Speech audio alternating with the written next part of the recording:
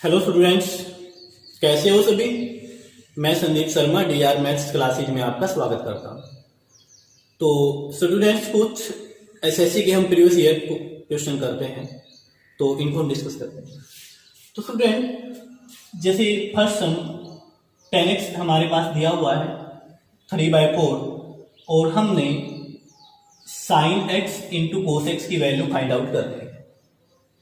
तो स्टूडेंट, जैसा हम जानते हैं कि टेन होता है p/b और साइन होता है p/h और कोस होता है b/h। तो p और b हमारे पास गिवन है, हमें h चाहिए। तो हम पहले डिस्कस कर चुके हैं कि 3 4 के साथ जो ट्रिपलेट बनता है वो 5 का बनता है। तो h हो गया हमारे पास 5, तो ये वैल्यू हमने निकालनी है। तो साइन हमारे पास आ गया p/h 3/5 और कोस हमारे पास आ गया b/h 4/5। तो हमारा आंसर आना चाहिए, इसकी हम मल्टीप्लाई कर देंगे 12 / 25। तो क्लास हमारे पास ये पहला सम हमारा कंप्लीट हो गया है। सेकंड हम देखें, जब भी हमें इस टाइप का कोई भी क्वेश्चन मिलता है तो हमें ये चेक करना होता है अगर आगे साइन लिखा है तो ये वैल्यू साइन में कहां पर आती है। तो क्लास 1/2 अगर आप साइन की टेबल में देखोगे तो ये साइन 30 पर होती है। तो मैं यहाँ पे जैसे एक बार ऐसे लिखूं कि ये होती है साइन 30 पर, लेकिन साइन और साइन दोनों तरफ होने की वजह से इन दोनों को हम स्किप कर देते हैं। और ये वैल्यू कहां पर होती है? कोस 60 पर, कोस 60 पर। तो यहाँ पे हम 60 लिख देते हैं, सीधा ही इसको हटा देते हैं। अब हमें वैल्यू x का फाइंड आउट करना है, तो इन दोनों इक्वेशन को ऐड कर देते हैं। तो 2x 90 और x कितना आ जाएगा? 45। तो x का वैल्यू 45 आ जाएगा। प्लस अगर साइन के आगे इस तरह से कोस लिखा हुआ हो, सिकेंट के आगे अगर कोसिकेंट हो, टेन के आगे अगर कोट हो, तो हमेशा इस एंगल का और इस एंगल का सम 90 होता है। फॉर एग्जाम्पल, जैसे मैं इसको फर्स्ट को साफ करता हूं, यहां से sine theta is equal to cos 90 minus theta होता है। अगर आप इस एंगल को और इस एंगल को ऐड करोगे, this angle plus this angle, तो ये हमेशा सम किसके इक्वल दे देगा? 90 के इक्वल दे देगा। तो आप जब भी इस टाइप का कोई सम मिले तो हम यहां से सेकंड को साफ कर रहे हैं। तो आप इस एंगल को और इस एंगल को सीधा ही ऐड करके 90 रख दो। x + 54 + x is equal to 90। तो यहां से सम हो जाएगा 2x is equal to, this one ये माइनस कर दोगे आप यहां से, तो ये आ जाएगा 36। तो x is equal to 18। Class ये हमारे पास थर्ड सम। नेक्स्ट हम करते हैं क्लास फोर्थ।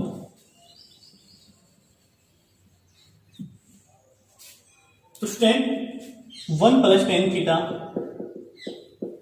दिया हुआ है √2 और वैल्यू निकालनी है cot थीटा -1 की। तो स्टूडेंट, पहली बात, आप यहां से tan थीटा की वैल्यू निकालो, √2 - 1, ये वन इधर आके -1। तो tan थीटा की वैल्यू ये है, अगर आप cot थीटा की वैल्यू निकालोगे तो आपको इसका अपोजिट करना पड़ेगा, 1/√2 - 1। तो cot थीटा की वैल्यू यहां रख लो, -1। अगर आप इस तरह का कोई भी नंबर होता है और उसको आप रेशनलाइज करते हो,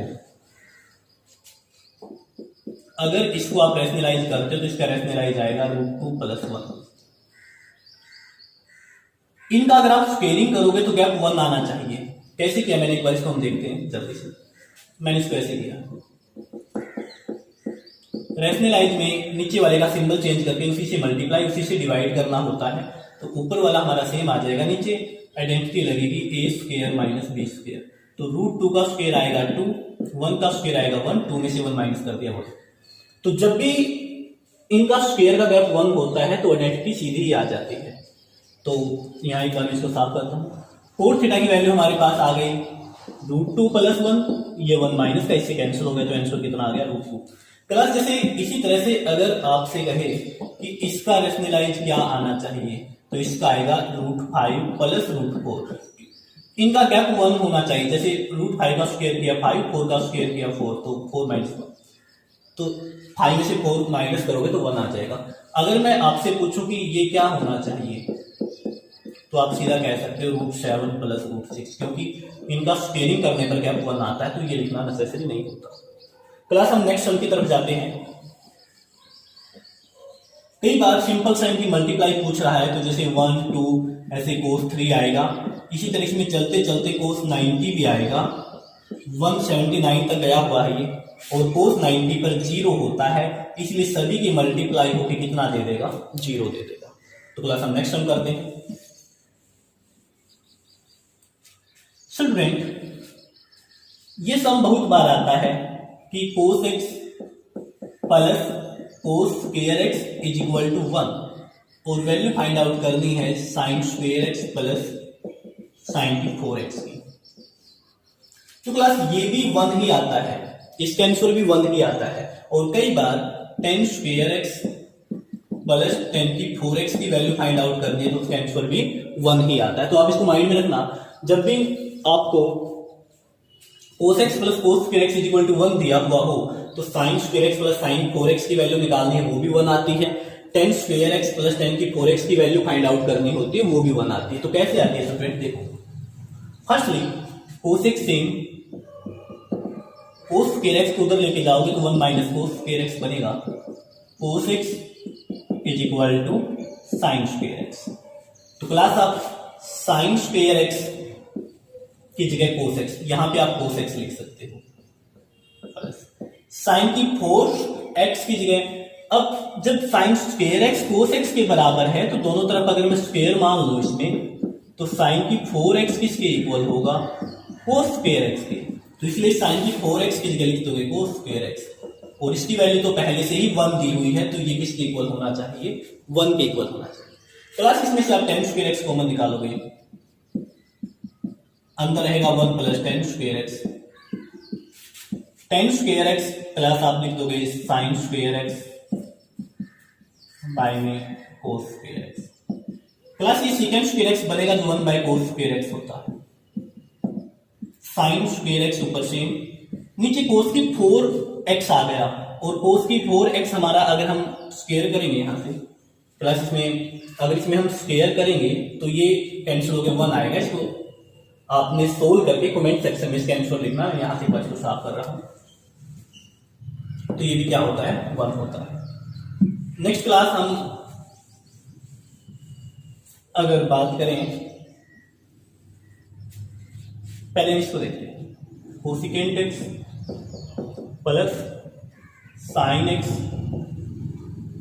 cosecant x minus sine x 5/3 दिया हुआ है, वैल्यू निकालनी है tan थीटा। प्लस अगर आपके पास ऐसा आता है,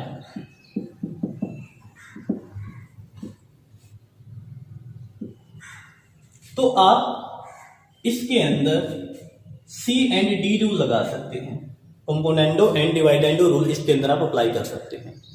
उस रूल के अकॉर्डिंग क्या होता है, उसके रूल के अकॉर्डिंग नीचे वाला जो हमारा हर होता है, जो डिनोमिनेटर होता है, ऊपर ऐड कर दिया जाता है और नीचे माइनस कर दिया जाता है। उस रूल के अनुसार ऐसा होता है, नीचे वाले को ऊपर ऐड कर देंगे और ऊपर वाले में से नीचे वाला, न्यूमरेटर में से डिनोमिनेटर माइनस कर देंगे नीचे। जब माइनस करेंगे तो x माइनस का हो जाएगा और y प्लस का हो जाएगा। सेम इस साइड भी वही करना होता है, ऊपर दोनों प्लस होते हैं, नीचे दोनों माइनस होते हैं। तो आप देखोगे कि इससे ये कैंसिल हो जाएगा, इससे ये कैंसिल हो जाएगा। तो ऊपर तो आता है जो पहले वाला है उस नंबर का डबल, नीचे आता है जो सेकंड वाला है उसका डबल, 2 से 2 कैंसिल होता है। तो क्लास इसी रूल को हम यहाँ पे अप्लाई करें तो सेम, ऊपर प्लस नीचे माइनस दोनों सेम है, तो ऊपर इसका डबल आना चाहिए, नीचे इसका डबल आना चाहिए, ऐसे। ऊपर इन दोनों को ऐड कर दो, नीचे इन दोनों को माइनस कर दो, इससे कैंसिल हो जाएगा, यहाँ पे 4 आ जाएगा। कोसिकेंट x होता है 1/sin x, तो कोसिकेंट x को आप हटाकर 1/sin x लिखोगे तो 1/sin स्क्वायर x हो जाएगा। उसका अपोजिट कर दो, उल्टा कर दो, तो sin स्क्वायर x होगा 1/4। दोनों तरफ अगर आप स्क्वायर रूट करोगे तो sin x की वैल्यू आएगी 1/2, और 1/2 कहां पर होता है, ये 30 पर, 1/2 होता है sin 30 पर, तो x का वैल्यू 30, तो यहाँ 30, tan 30, tan 30 पे होता है 1/√3, तो आंसर tan 30 पे होता है 1/√3, तो ये क्या आ जाएगा हमारा आंसर आ जाएगा। क्लास हम नेक्स्ट सम की तरफ चलते हैं। साइन 17 दिया हुआ है a/b और हमें निकालना है सीकेंट 17 माइनस साइन 73।